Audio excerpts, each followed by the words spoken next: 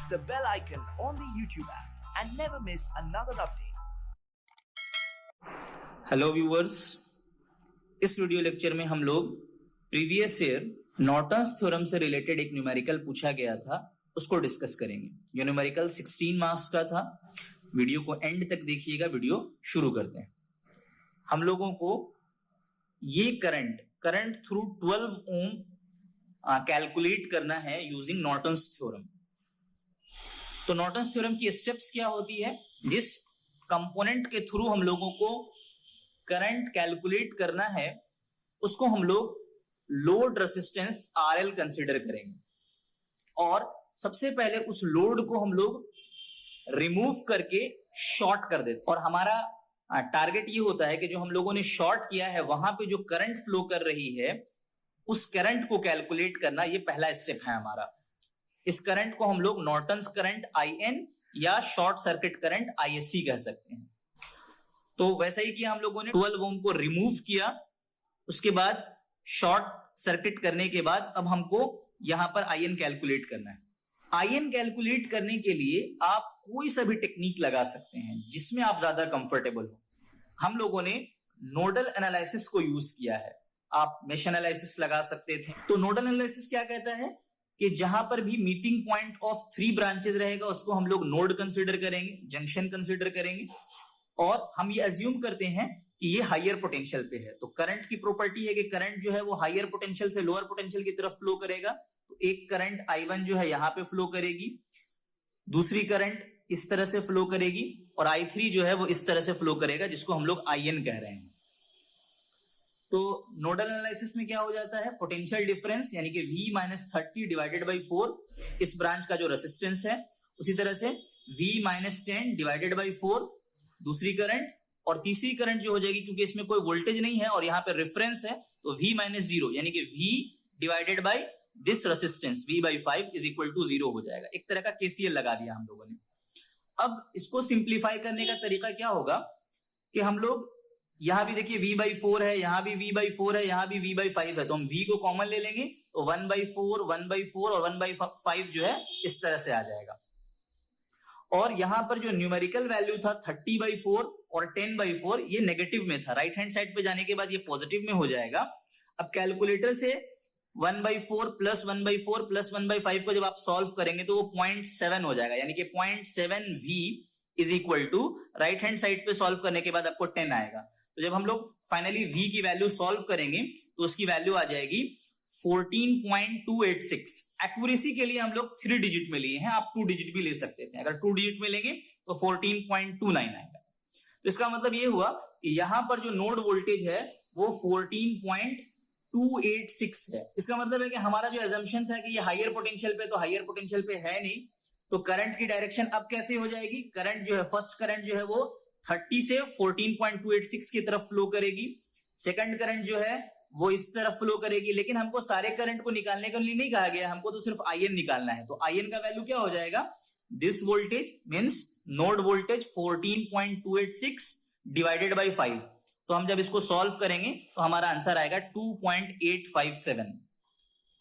तो ये हम लोगों ने फर्स्ट स्टेप कर लिया अपना। अब सेकंड काम होता है कैलकुलेशन ऑफ RN यानी कि नॉर्टन्स रेजिस्टेंस हम लोगों को निकालना है। के लिए हम लोगों को स्टेप ये है कि जितना भी सोर्स होगा उसको डीएक्टिवेट कर देना है। अगर वोल्टेज सोर्स रहेगा तो उसको शॉर्ट करेंगे और अगर करंट सोर्स रहेगा तो ओपन करेंगे। तो यहाँ पे दोनों ही वोल्टेज सोर्स था तो इसको हम लोगों ने शॉर्ट कर दिया। अब हम लोगों को इक्विवेलेंट रेजिस्टेंस निकालना है अक्रॉस लोड। तो देखने ही से पता चल रहा है कि ये दोनों जो है 4 ओम ये पैरेलल में है और उसके बाद 5 ओम के साथ सीरीज में है। तो 4 ओम और 4 ओम का जब हम पैरेलल निकालेंगे तो हाफ हो जाएगा, यानी कि 2 ohm plus 5 is equal to 7 ohm. तो फर्स्ट हम लोगों ने IN कैलकुलेट किया, फिर हम लोगों ने RN कैलकुलेट किया और IN और RN को जब हम लोगों ने पैरेलल में कनेक्ट कर दिया तो उसको हम लोग नॉर्टन्स इक्विवेलेंट कहते हैं। इसके बाद जो हम लोगों ने 12 ओम का लोड रेजिस्टेंस रिमूव किया था उसको हम लोग दोबारा से कनेक्ट कर देंगे नॉर्टन्स इक्विवेलेंट में, और IL यानी कि I थ्रू 12 ओम जो हमको निकालना है उसका फॉर्मूला होता है IN into RN divided by RN plus RL, simply current division formula. तो उस फॉर्मूले पे पुट करने के बाद जब हम कैलकुलेटर से इसको सॉल्व करेंगे तो करंट थ्रू 12 ओम आएगी 1.053 एम्पेयर। आप 1.05 भी लिख सकते थे। सिंस एग्जाम में हम लोगों को आंसर नहीं पता रहेगा तो इट विल बी बेटर कि हम लोग रफ में इसको वेरीफाई कर लें किसी भी और मेथड से। सबसे आसान मेथड नोडल होगा। नोडल आप लोग बनाइए, हम लोग यहां पर मेश एनालिसिस इसको बनाते हैं। तो मेश एनालिसिस में बेसिकली क्या होता है कि पहला स्टेप होता है कि आप लोगों को लूप कंसीडर करना पड़ता है। तो यहाँ पे 2 लूप्स हैं, तो करंट का डायरेक्शन हम लोग अज्यूम कर ले रहे हैं, I1 भी क्लॉकवाइज डायरेक्शन में फ्लो कर रही है और I2 भी क्लॉकवाइज डायरेक्शन में फ्लो कर रही है। अब हम लोगों को KVL लूप 1 में लगाना है।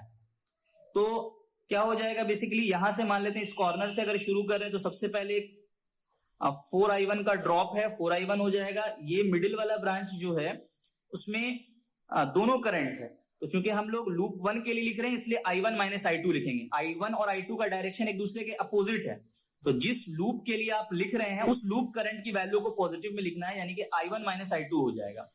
उसके बाद फिर positive terminal of 10 volt battery मिल रहा है इसलिए प्लस 10 हो जाएगा। फिर negative terminal of 30 volt battery मिल रहा है इसलिए माइनस 30 हो जाएगा। इस तरह से जब हम सिंप्लीफाई करेंगे तो पहला इक्वेशन हमारा आएगा 8I1 minus 4I2 is equal to 20। उसी तरह से जब हम KVL लूप 2 के लिए लगाएंगे, मान लेते हैं हम लोग यहां से स्टार्ट कर रहे हैं लगाना, तो पहले 5I2 का एक ड्रॉप होगा, फिर 12I2 का एक ड्रॉप होगा, फिर उसके बाद negative terminal of 10 volt battery मिलेगा सो माइनस 10। अब ये जो है कॉमन ब्रांच है तो 4, इस बार चूंकि हम लोग लूप 2 के लिए लिख रहे हैं इसलिए I2 को पॉजिटिव लिखेंगे और अपोजिट डायरेक्शन होने की वजह से I1 नेगेटिव हो जाएगा, तो यहां पर 4I2 माइनस I1 हो जाएगा। हम लोगों को चूंकि कैलकुलेटर से सॉल्व करना रहता है तो सेम पैटर्न पे लिखना है, पहले I1 फिर I2 फिर राइट हैंड साइड पे कांस्टेंट टर्म। यही सिंटैक्स है हमारे कैलकुलेटर का। तो जब हम इसको अरेंज करेंगे, पहले आ जाएगा माइनस 4I1, उसके बाद 12 plus 5 17 plus 4 21I2 is equal to 10। तो ये दो इक्वेशन को जब आप कैलकुलेटर से सॉल्व करेंगे तो इसकी वैल्यू आएगी, I1 की वैल्यू आएगी 3.026 एम्पेयर और I2 की वैल्यू आएगी 1.053। आपको निकालना क्या था, आपको निकालना था करंट थ्रू 12 ओम। तो current through 12 ohm is nothing but your loop current I2। तो I2 की वैल्यू कितनी आ गई 1.053। यही वैल्यू हम लोगों ने नॉर्टन से भी लाया था। तो इस तरह से हम लोगों ने अपने आंसर को वेरीफाई भी कर लिया। तो होप आप लोगों को ये वीडियो समझ में आई होगी। Thank you for today.